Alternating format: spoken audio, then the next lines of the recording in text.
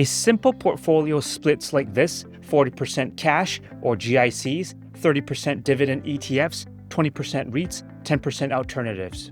Sounds boring until you realize it's designed to produce income every single month, no matter what the stock market does. Most people never build this because they're chasing hot stocks instead. The TFSA contribution limit sits at $7,000 for 2026, so you've got tax-free room to work with right from the start. I'm going to show you how exactly to set it up on the platforms available right now, what MERS to watch out for, and how much monthly income you can actually generate if you build it correctly. Before you can do any of that, you need to fix the thing that's already costing you money. Hi, Kane here. I've studied theater and was a starving artist. 20 years later, I own properties throughout Ontario. Be sure to watch my biography video to see my uphill battles. Moreover, the information provided here is for educational purposes only. Please read the description below for references. If there are any discrepancies, please let me know. Without further ado, let's begin. Right now, your emergency fund is probably sitting in a regular savings account at your bank, earning basically nothing. You think that's safe, so you leave it there. A traditional account pays you 0.5 to 1% per year. If you have $10,000 in there, you're making $50 to $100 annually, while inflation eats away at what that money can actually buy. Here's what nobody talks about. Inflation in Canada is running higher than what your saving accounts pay you. That means your money is losing real value every single month. You think it's safe because the number in your account doesn't change, but what it can actually buy keeps dropping. Your $10,000 buys you less stuff next year than it does today. High interest accounts and cash ETFs work differently. They track the Bank of Canada's policy rate directly, so when the central bank moves rates, these products move almost immediately. A good high-interest savings account right now pays between 2.3% and 2.5% annually. Cash ETFs like HSAV sit around there too. That's 2 to 3 times what a regular savings account gives you.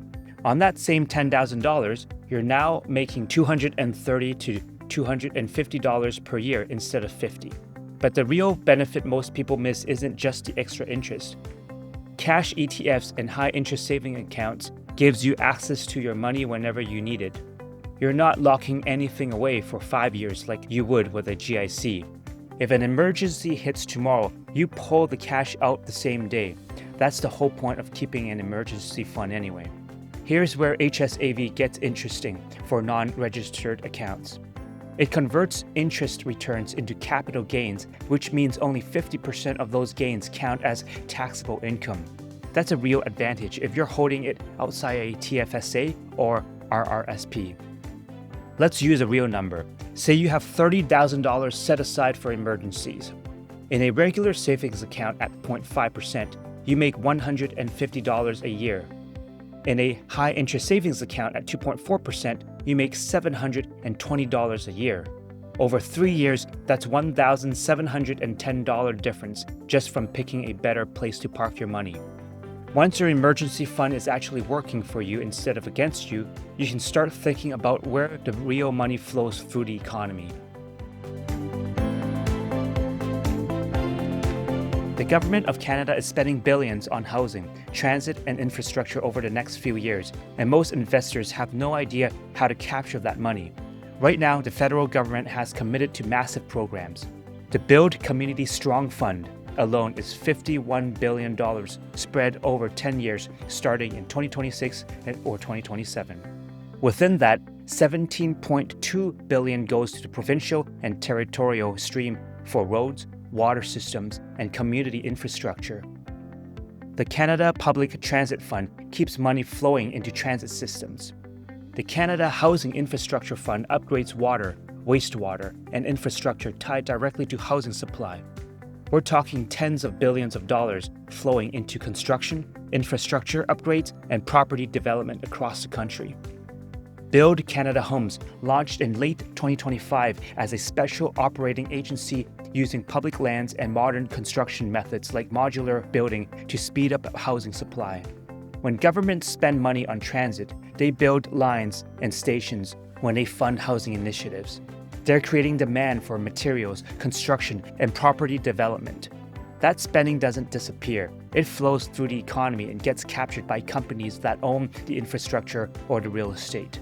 Infrastructure funds and real estate vehicles sit at the front of that spending line. They own roads and transit systems, the power lines, and the properties that benefit from government investment. These aren't speculative bets on whether a startup will succeed. They're steady, boring assets that generate cash flow because governments keep paying to use them. Companies compare this to buying a tech stock. A tech stock's value depends on whether people buy the product. An infrastructure asset's value depends on whether the government continues to fund and use it. Governments don't stop funding roads and transit because they're essential services. Infrastructure funds and farmland investments deliver steady distribution because they're backed by long-term government contracts and policy commitments.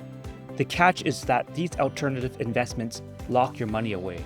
Some private infrastructure funds have redemption windows that only open once or twice a year. Some farmland funds require you to hold for 5 years or more. Infrastructure funds often charge between 1.2 to 2% in management fees annually. That's higher than a dividend ETF, which might charge 0.3 to 0.6%. You're paying for professional management and access to deals you couldn't get on your own. Before you commit your money, you need to know exactly how to build a portfolio that actually works. A lot of people know they should diversify, but they don't know how to actually build a portfolio that generates monthly income without blowing themselves up. Here's what works for most people right now. 40% in cash, GICs or a GIC ladder, 30% in dividend ETFs or dividend stocks, 20% in REITs or covered call ETFs, 10% in alternatives like infrastructure, private credit, or gold. This isn't complicated, but it requires you to actually execute it instead of just thinking about it. Your 40% safety net sits in a combination of high-interest savings accounts earning around 2.3 to 2.5% and one-year GICs paying around 3.6%. 5-year GICs sit about 3.85% if you want to lock your money away longer. This is your foundation. It doesn't move around or it doesn't stress you out when the stock market drops 15% in a week. You sleep fine because you know your money is there. 30% goes into dividend ETFs or Canadian dividend stocks, banks, pipelines, utilities. These sectors pay monthly or quarterly distributions. A diversified dividend ETF might yield between 3 to 5% depending on the fund and market conditions. The keyword is diversified. Don't just buy bank stocks and think you're done because that's concentration risk. You need exposure to multiple sectors so one bad earnings report doesn't crater your income. Let me show you what this actually looks like on a $50,000 portfolio. 40% in GICs and high interest savings account is $20,000 at a blended 3.1% rate, which gives you about $51 per month. 30% in dividend ETFs is $15,000 at 4% yield, which is $50 per month. 20% in REITs is $10,000 at 5% distribution, which is $41 per month. 10% in alternatives is $5,000 at 6% yield, which is $21 per month. Total monthly income is roughly $167, or about $2,000 annually. That's money that shows up every month without you doing anything. REITs pay distributions monthly or quarterly, and covered call ETFs do the same, but with higher yields because they're selling upside. Private credit funds sit in that alternative bucket too. Canadian banks dominate 90% of lending right now, but they're becoming more selective in 2026, which creates room for these private funds to step in. The trade-off is that private credit funds often lock your money away from quarterly or annual redemption windows. You might see historical returns at 8% to 14%, but you can't pull cash out whenever you want. Covered calls cap your gains if your market rallies hard, but if you're building income, not for growth, that's actually fine. You're not trying to own the next big growth stock. You're trying to own assets that pay you every single month, and that means understanding exactly what you're locked into before you commit. Most people never built this portfolio because it's boring. There's no adrenaline, no hot tip, no story to tell at dinner. But boring is exactly why it works. You're not trying to beat the market, you're trying to own the asset that pays you money every single month while you sleep. Start with an emergency fund in a high-interest savings account today. Move it out of that savings account earning nothing. Then build the nest over 3 months. Check the MER on every fund.